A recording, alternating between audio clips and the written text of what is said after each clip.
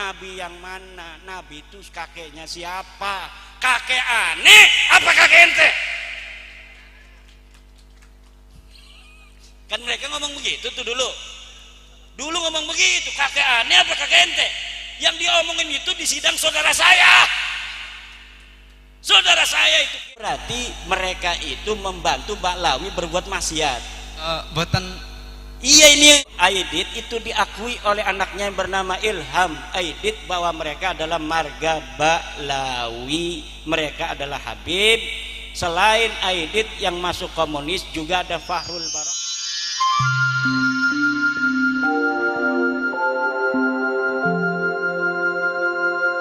Kita harus ngomongin orang nih, ini bukan ngomongin karena benci, karena mereka sudah kita anggap keterlaluan.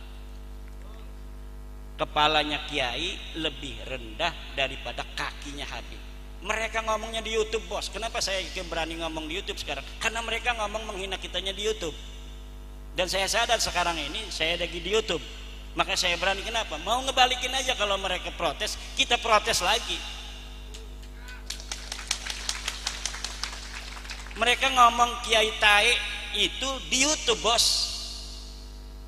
Kiai Tae itu kalau yang berani ngawinin Habibah, emangnya siapa yang mau ngawinin Habibah? Enggak ada.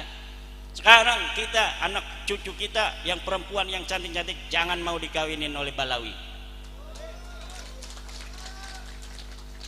Jangan mau. Kasihan nanti keturunan kita.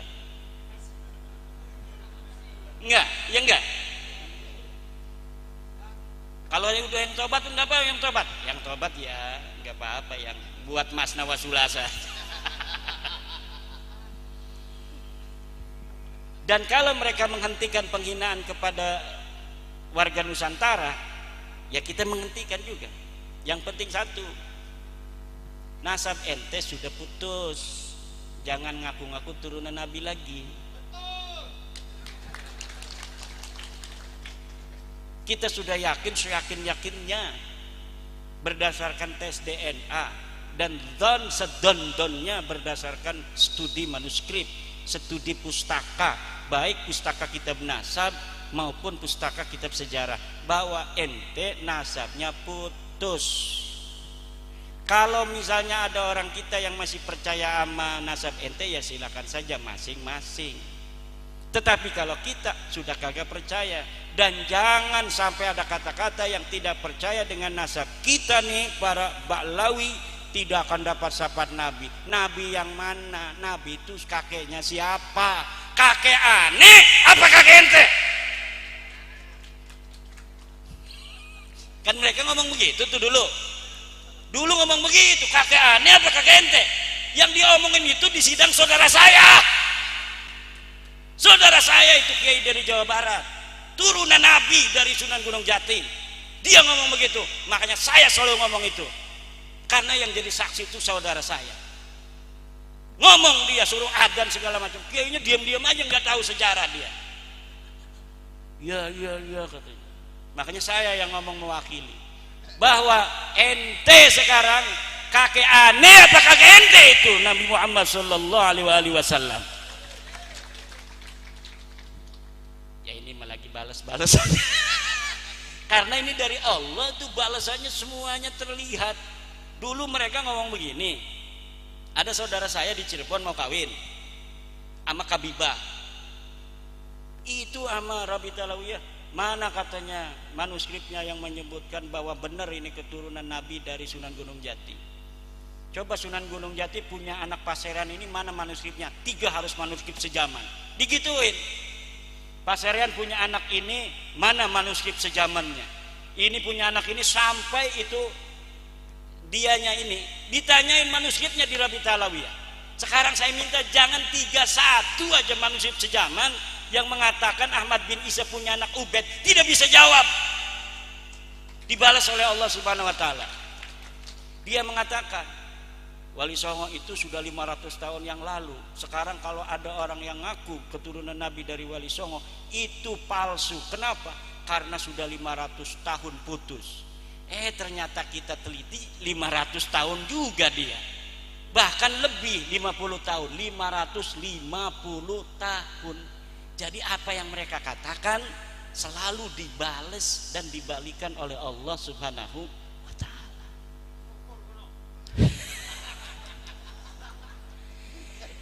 Ini saya juga aneh ini. Coba bapak-bapak, kalau bapak-bapak sudah merdeka hatinya ya, merdeka serak saja.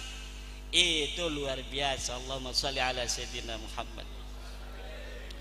Tapi kalau yang belum merdeka ini punya ngedengerin saya. Pengennya nonjok aja. Tapi insya Allah kita karena tujuannya baik, kita bukan benci sama mereka loh. Kita benci kepada apa yang telah mereka ucapkan di YouTube itu. Kita benci pengakuan mereka yang sudah terbukti palsu, kemudian mereka tidak mau menerima. Itu saja. Kalau mereka mau menerima, oke, wahai seluruh masyarakat Sragen, saya minta maaf kalau ada kesalahan, dan saya sekarang tidak lagi mengaku turunan Nabi. Tolong saya undang untuk selawatan di Mambaut Thoyibah. Diundang dapat.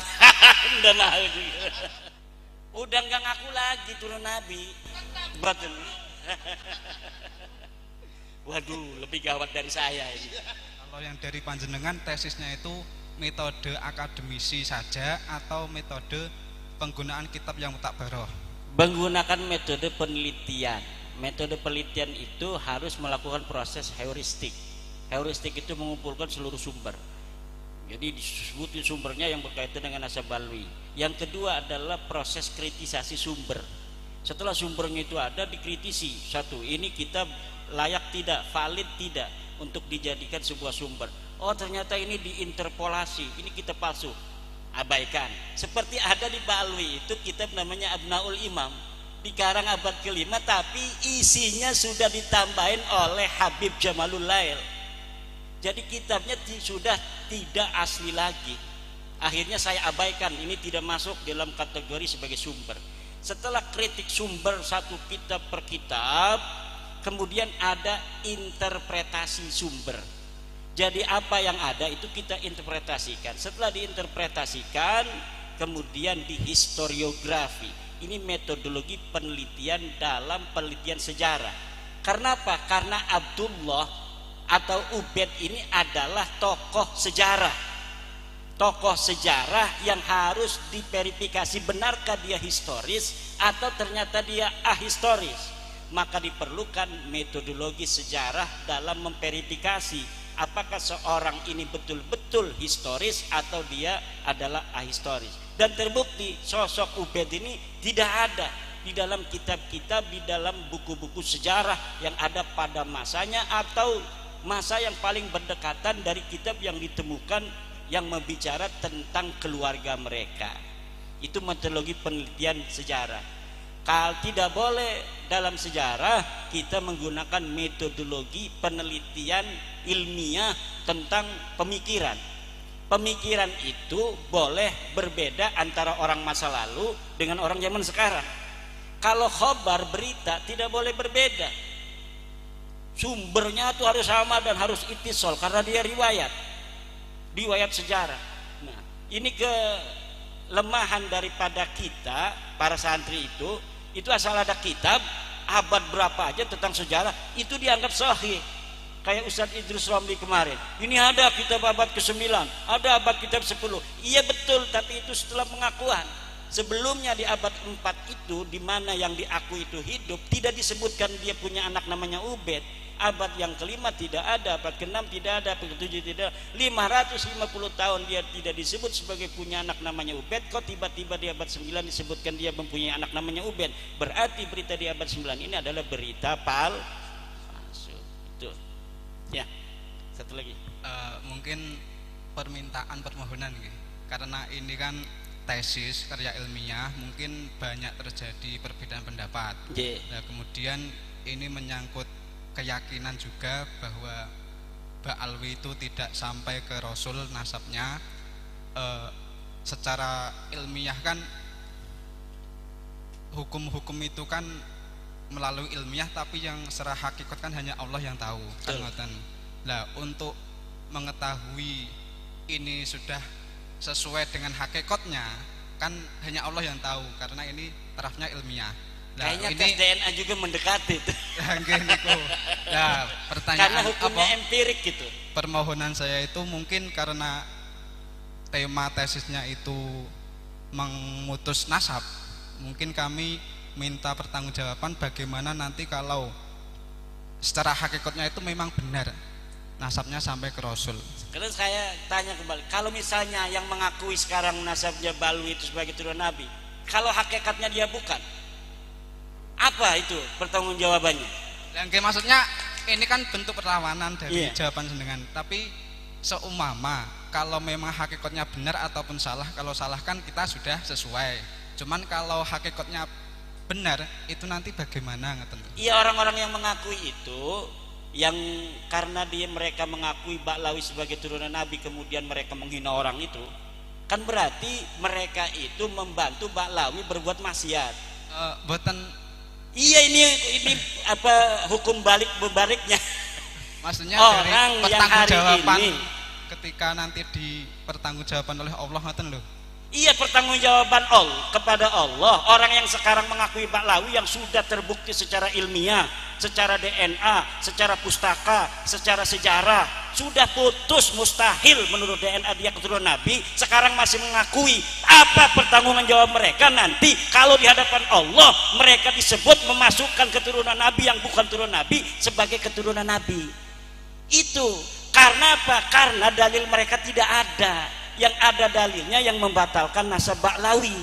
Yang Muhyiddin nggak punya dalil sampai sekarang. Muhyiddin siapa yang bisa bawa dalil bahwa Ba'lawi turun Nabi? Datang ke saya. Nggak ada. Mustahil mereka turunan Nabi. Itu masalahnya. Kita punya dalil, mereka nggak punya dalil. Yang nggak punya dalil harus ngalah. Mereka nggak mau ngalah, ya udah nanti hakikat itu sesuai dengan dalil. Hakikat itu akan sesuai dengan dalil. Apakah semua marga Habib yang ada di Indonesia semua nasabnya ke Ba'lawi?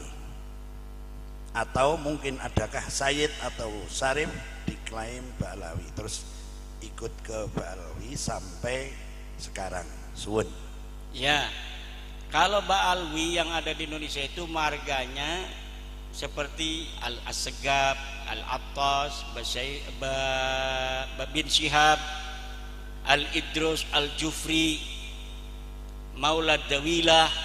Nah, itu semua Ba'lawi semua, dan itu bukan turunan Nabi Muhammad sallallahu alaihi wasallam bil marrah. Bin Yahya, Bilqais itu bukan turunan daripada Nabi Muhammad SAW. Lalu adakah dari Sayyid Syarif itu yang dibalawikan? Ada, contohnya Basyaiban yang Al-Idrisi seperti Sayyid Julfikar itu keturunan Nabi asli. Itu sama marganya dengan Sayyid Alwi Al-Maliki Mekah. Sayyid Muhammad bin Alwi Al-Maliki Mekah itu turunan Nabi asli dari marga Al-Idrisi. Dia bukan Ba'lawi, dia bukan Habib, tapi dia Sayyid Syarif dari marga Al-Idrisi Maroko yang tinggal di kota Mekah Al-Mukarramah. Termasuk bin Yahya itu bukan keturunan Nabi Muhammad SAW. Mustahil itu. Kalau Al-Aidid Al-Aidid itu Ba'lawi. Ya, DNA Aidid itu diakui oleh anaknya yang bernama Ilham Aidid bahwa mereka adalah marga Ba'lawi, mereka adalah Habib. Selain Aidid yang masuk komunis juga ada Fahrul Barakbah di Kalimantan, ada juga yang satunya Sofyan Barakbah. Itu semuanya ditembak mati oleh tentara Republik Indonesia tahun 1965. Saya kenal ada sebenarnya jalurnya Al-Hasani, terus tapi yang mengisbat itu RA. Itu sebenarnya bagaimana itu? Asalnya mereka itu RA itu hanya mengisbat keluarga mereka, dibentuknya mereka untuk keluarga mereka Ba'lawi.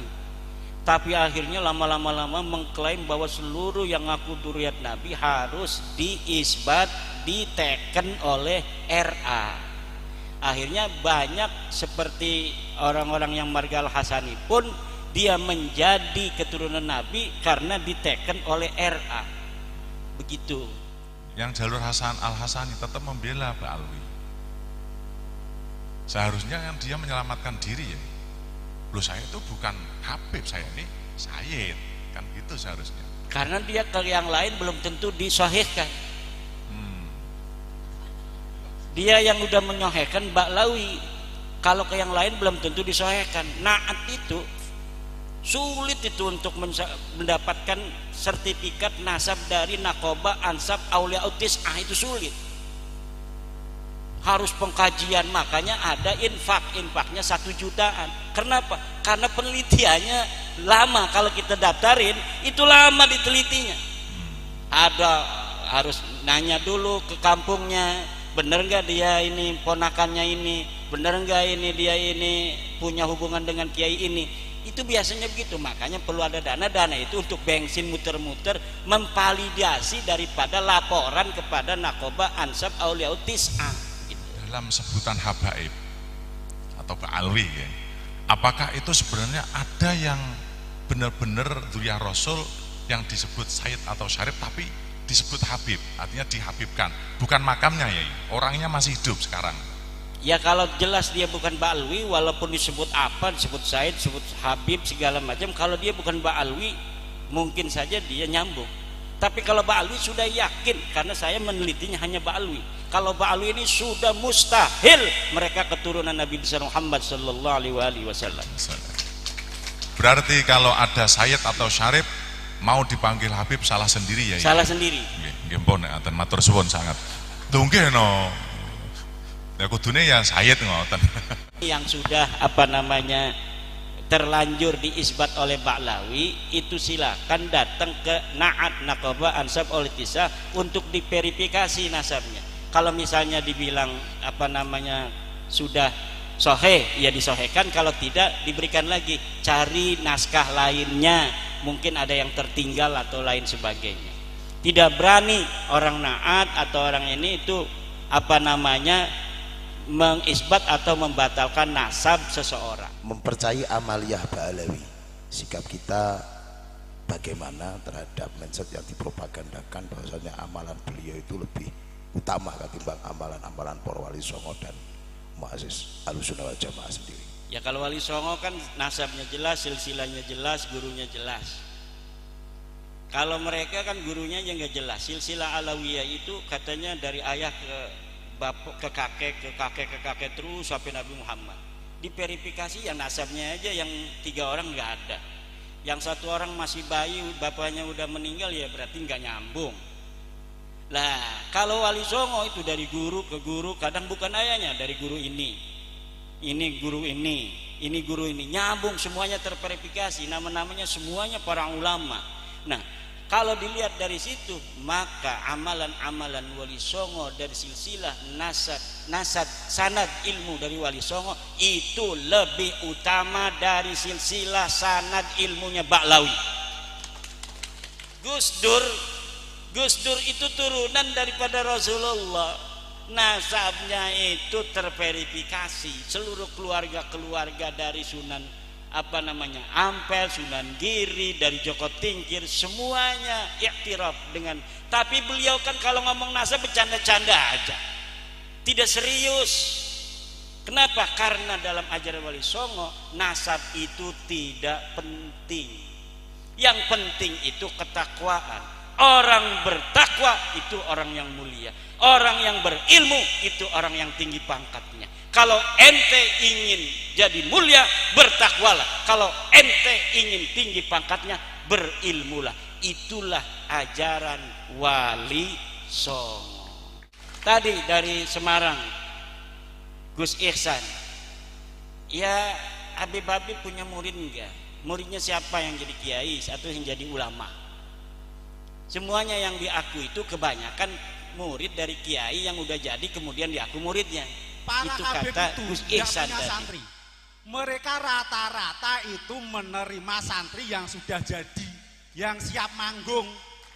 Nggih napa mboten? Tapi mengapa ketika mereka sudah kenal Habib, cintanya pada Habib kadang melebihi cintanya pada Kiai NU? Ini kan tidak fair ini. Leres sama mboten?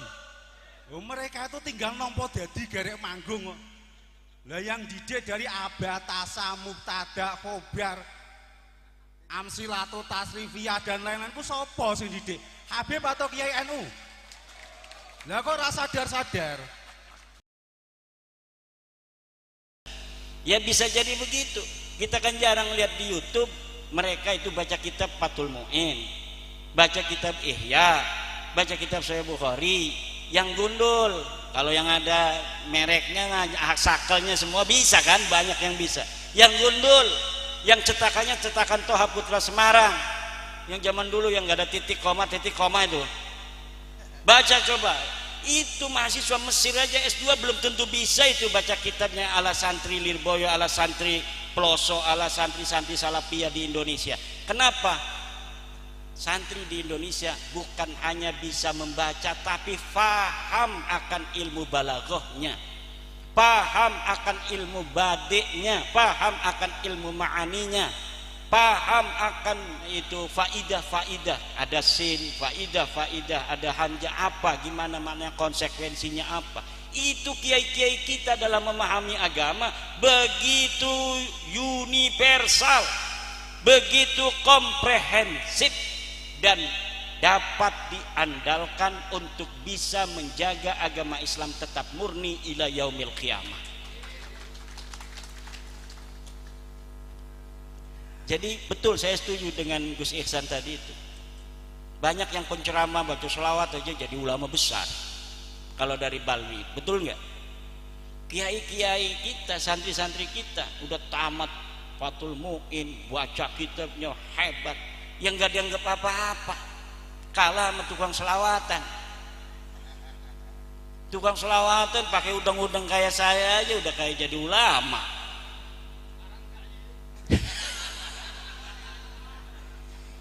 Baca Fathul Qorib kagak bisa, ada yang baca kitabnya dari kiri dulu, kan aneh. Membatalkan kewalian yang diakui oleh Ba'alawi itu sendiri. Masya Allah.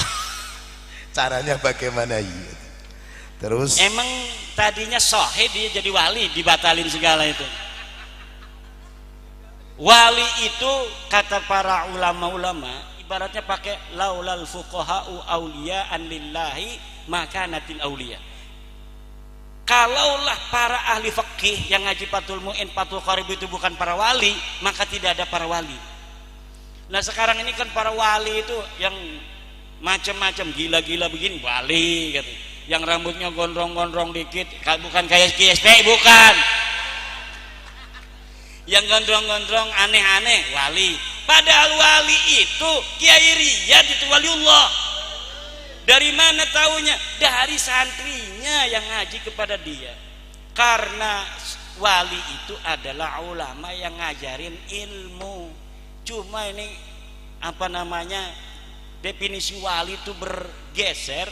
Kenapa bergeser? Kita bukan hanya dipengaruhi oleh ajaran Islam, tapi juga ajaran-ajaran non-Islam. Karena tradisi yang semacam wali-wali ini juga ada di agama-agama lain. Para pendeta-pendeta segala macam itu ada di agama lain sebelumnya yang diwakili orang suci. Coba orang gila di India itu, yang beragama Hindu India itu, kalau ada orang gila diem aja begini, disembah langsung. Saya pernah lihat di YouTube ada orang gila di pasar itu, dia diem aja nggak bergerak-gerak begini. Itu setiap orang yang lewat sujud dulu, ada lewat sujud lagi. Kenapa? Di agama lain pun ada tradisi yang seperti Indonesia, orang-orang suci yang disebut di Indonesia atau dalam agama Islam para wali. Sebenarnya definisi kewalian di dalam Islam itu sudah jelas di Al-Quran. La ala inna awliya Allah la khaufun alaihim walahum. Ciri utamanya adalah tidak ada takut terhadap apa yang akan terjadi dan tidak ada sedih terhadap apa yang sudah terjadi.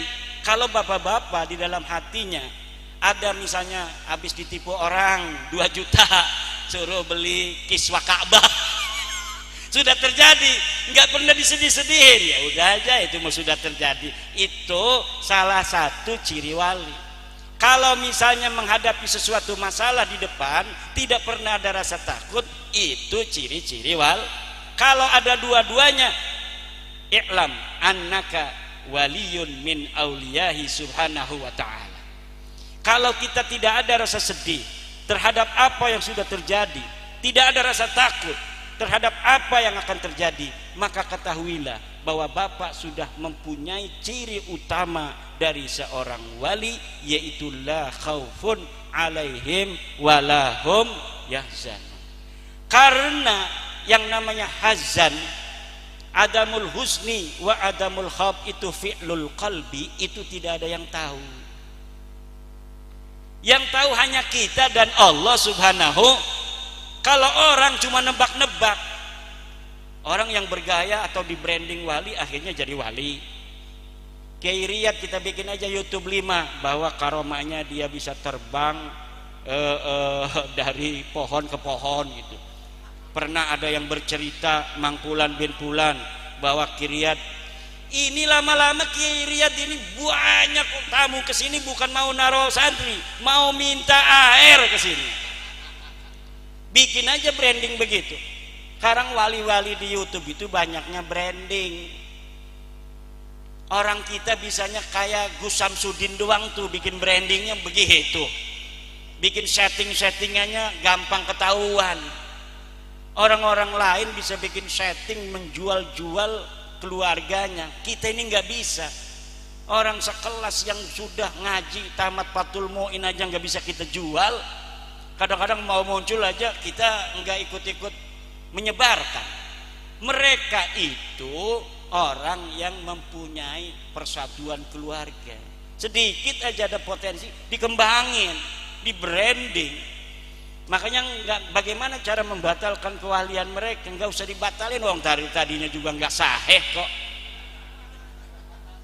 Udah batal sendiri, orang nggak pernah sahih kok, gimana cara ngebatalinnya? Pokoknya sekarang kalau kita pengen dapat barokah, lihat orang yang ngaji di musola-musola kita yang ngaji tuh, yang ngajinya cuma 5, yang 2 ngantuk, yang 1 permisi. Lah itu wali Allah yang akan membawa abadinya agama ila yaumil qiyamah. Walaupun dia nggak punya santri, ngajarin bapak-bapak begitu manfaat untuk ibadahnya bapak-bapak. Kalau yang ngajarin santri itu luar biasa Pak. Karena capek ngajarin santri ngasih amplop kagak. Ada orang itu yang maunya hanya enak-enaknya saja, nyari jamaah. Ya, ini apalagi majelis sholawat, kan orangnya kaya-kaya. Udah ada yang dagang bakso, ada yang dagang jamu, dia amplop banyak. Makanya orang lebih seneng jadi majelis sholawat daripada ngurusin pesantren. Karena pesantren itu paling setahun sekali baru inget itu bapaknya. Gimana? Kalau ngajarin santri gak mau, capek. Kalau nyari jamaah kemana-mana enak. Saya ini orang yang tidak suka pergi dari pesantren sebenarnya. 2018 saya sudah tidak mau lagi diundang-undang. Di kampung saja paling menantu yang ngewakilin riung-riungan itu. Saya fokus ngajar santri. Tapi 2023 ini terpaksa. Karena kita membuka tentang nasab ba'alu yang putus, orang-orang mau dengar langsung, saya rela. Karena saya anggap ini pun manfaat buat agama Allah. Kebetulan juga saya punya badal 18 badal.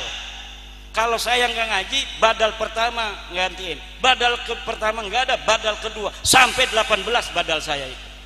Yang saya sudah kader untuk menggantikan saya apabila saya sedang tidak ngajar ngaji. Itu